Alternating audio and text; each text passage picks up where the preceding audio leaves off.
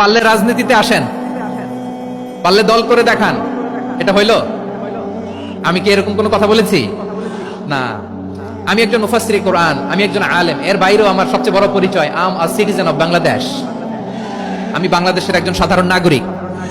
আমার দেশের যে কোনো সমস্যা, যে কোনো ইনকনসিস্টেন্সি, অসঙ্গতি নিয়ে মত প্রকাশের স্বাধীনতা আমার আছে না নাই?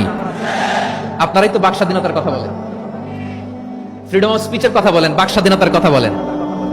আপনারাই যদি আবার কোন মন্তব্যের কারণে বলেন যে রাজনীতির মাঠে আসেন, দল করেন, দেখি কতটুকু পারেন, এটা ঠিক হবে না। তাই প্রিয় ভাইরা, আসুন আমরা দল মত নির্বিশেষে কাঁধে কাঁধ মিলিয়ে সোনার বাংলাদেশ গড়ি, দুর্নীতিমুক্ত বাংলাদেশ গড়ি।